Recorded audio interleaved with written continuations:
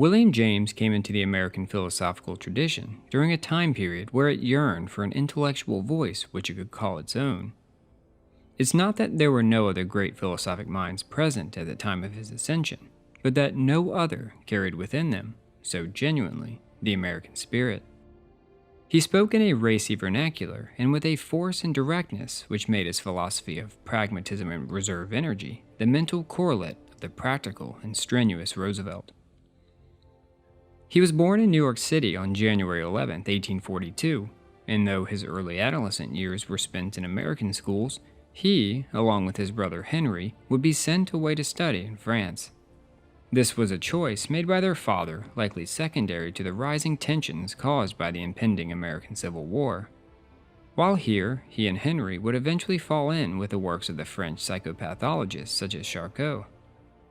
Upon his return to America, shortly after the end of the war, James would seek and gain employment at Harvard in 1870. He taught many different subjects, including anatomy and physiology, psychology, and philosophy. Of his many works, it was the Principles of Psychology which he is primarily remembered for, though in this video we will focus on the works of his later years. These include The Will to Believe, Pragmatism, A Pluralistic Universe, The Meaning of Truth, and Essays in Radical Empiricism. It would be difficult to cover so much material in such a short time, so I will give to the best of my ability a comprehensive summary of these later works. The basic principles of his philosophy may be most clearly uncovered in the only work to be published after his death, Essays in Radical Empiricism, 1912. The development of this new empiricism was primarily brought on by the tendency of old empiricists to overlook connections, causality, and meaning, thus, in James's view, missing the mark. What radical empiricism is defined by James in his 1909 work, The Meaning of Truth. It is comprised of a postulate, a statement of fact, and a generalized conclusion. The postulate is that the only things that shall be debatable among philosophers shall be things definable in terms drawn from experience. The fact is that the relations between things, conjunctive as well as disjunctive, are just as much matters of direct particular experience, neither more so nor less so than the things themselves. The conclusion is that the parts of experience hold together from next to next by relations that are themselves part of experience. The directly apprehended universe needs, in short, no extraneous transempirical connective support, but possesses in its own right a concatenated or continuous structure. This form of empiricism is different from, but based on, his metaphysical principle of pure experience, which states that the relations between distinct things are as real as the things themselves. It is a mistake, James thought, to suppose that there must be an underlying cause, a guiding force, that stands outside of the natural world. Our consciousness is but a system of relations. What we perceive in thought is reality itself, not some Kantian phenomenon. So, for James, there is no incorporeal soul lying beneath the corporeal body. The soul, in his view, is simply the grand total of our experience. It is clear that James was not so enamored as his contemporaries with the German metaphysics which made its way into the American philosophical scene. He would endeavor to show that these abstractions, which were espoused so irrefutably, perhaps because so unintelligibly, were but the ramblings of madmen. The way in which he would demonstrate this novel conclusion came to him courtesy of Charles Peirce. It was in his essay, How to Make Our Ideas Clear, that Peirce said that to find the meaning of an idea, we must examine the consequences to which it leads in action. From this premise, James wrote his 1907 book, Pragmatism. Among his numerous books, Pragmatism is perhaps the easiest read. Inside are 6 basic tenets which he discusses. Here we will briefly review each of them, these being a philosophical temperament, a theory of truth, a theory of meaning, a holistic account of knowledge, a metaphysical view, and a method of resolving philosophical arguments. Beginning in the first chapter, James looks to separate philosophers according to their individual temperament. He said the history of philosophy is to a great extent that of a certain clash of temperaments.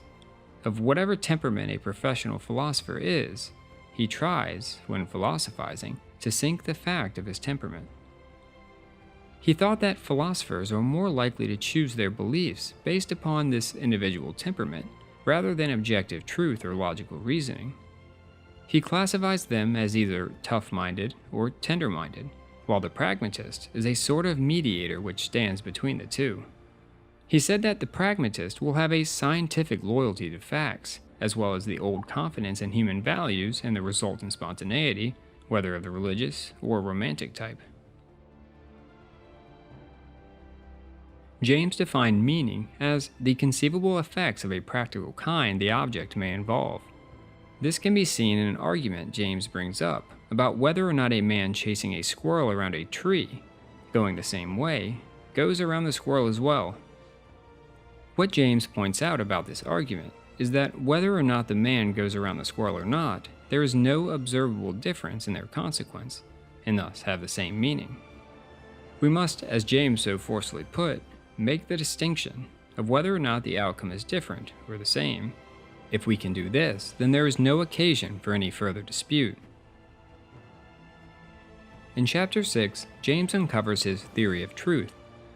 In this theory, he asks the question of whether truth comes in the form of objective relations or whether it may be relative to human judgment and need. It was his thought that the truth was the cash value of an idea, or rather, the truth of an idea is strongly correlated with its practical value in the lives of men. He puts it clearly here. Truth is one species of good, and not, as is usually supposed, a category distinct from good and coordinate with it. The true is the name of whatever proves itself to be good in the way of belief. James's view on epistemology does not fall far from what has been traditionally accepted by most of the Western philosophers of history. He believed that there could be only three conclusions to any particular investigation. Either it must conclude in belief, disbelief, or doubt. He classifies disbelief as negative belief and doubt as the opposite of both belief and disbelief. In the process of our investigation, if we come about something which contradicts what we believe to be real, it is constituted as disbelief. Though if something comes about which, though fundamental and valuable, does not meet the requirements to be justified as known, we categorize this as doubt. These unknowable beliefs, thought James, were God, immortality, freedom, and moral duty. In his essay, The Will to Believe, James expounds upon what he calls a genuine option, this being a choice between hypotheses. We can categorize this genuine option as living, personally meaningful, forced, mutually exclusive or involving social relations, and momentous, involving potentially important consequences. A genuine option cannot be known by factual inquiry, and he states that we can, and do, believe things that are devoid of objective justification. Take political and moral judgments, for instance. The evidence in these situations will likely be perpetually lacking, and though this be the case, we nevertheless find it difficult to refuse to believe what seems natural and good. If we were to refuse these beliefs, the consequences to our life would be of the negative sort. In turn, James's thought was that when our intellect cannot solve a genuine option, emotionally we must decide. When applied to something like, say, religious conviction, we can say that if the hypothesis of God works satisfactory in the widest sense of the word, it is true. This is important because the simple belief in a fact can help the fact come true. If we remain passive, then the fact in question does not even become possible. Let us view pluralism in terms of how it contrasts with monism and why James believed it to be, regardless of lack in objective evidence, the obvious pragmatic choice between the two. To begin, James abhorred a deterministic universe, which is the typical corollary of monism taken to its extreme. Everything here is fixed, and individuality an illusion. There is no human element. There is no freedom in the sense that what we choose can change what has already been set. While in pluralism, on the other hand, in its different spans and wavelengths, exclusions and developments, is everywhere alive and conscious. Nothing is irrevocably settled, and what we choose may help to decide the course of our own fate. He said that if there be any life, that it is really better that we should lead, and if there be any idea which, if believed in, would help us to lead that life, then it would be really better for us to believe in that idea, unless indeed belief in it incidentally clashed with our other greater vital beliefs. Put simply, when we can find no conclusive evidence of a thing, we should side with what we find to be good and practically useful in our lives. In this case, pluralism.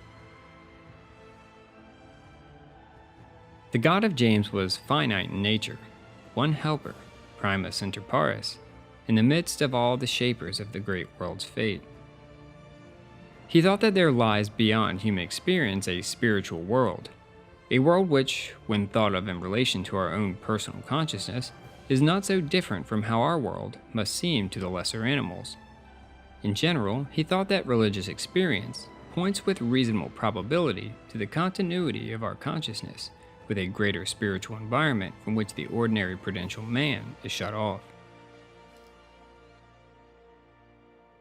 James has been perhaps America's greatest, or at least objectively speaking, his most influential philosopher. The sheer number of works that he produced in his 68 years, and the artfulness by which he weaved them together like a heraldic tapestry, is enough to earn him a place among America's heroes. He was a man who came back from crippling depression and near insanity, a man who believed that humanity, though flawed, has the capacity for greatness. He saw in every individual what he called reserve energies, and often extended his hand in an effort for the betterment of all. He was always helping somebody, lifting men up with a contagion of his courage. His influence extends into not only the field of philosophy, but also psychology and religious studies. Among his admirers stand immensely influential names such as Edmund Husserl, Bertrand Russell, John Dewey, and even Wittgenstein. If you too have found something admirable in the philosophy of William James, then let me know in the comments below. And as I know this was not an in-depth view, I have left the various books and sites that I utilized in the making of this video down in the description box. And last, make sure to subscribe to the channel and hit the notification bell to see more videos covering various topics related to Eastern and Western philosophy. As always, thank you for talking philosophy with me. Until next time.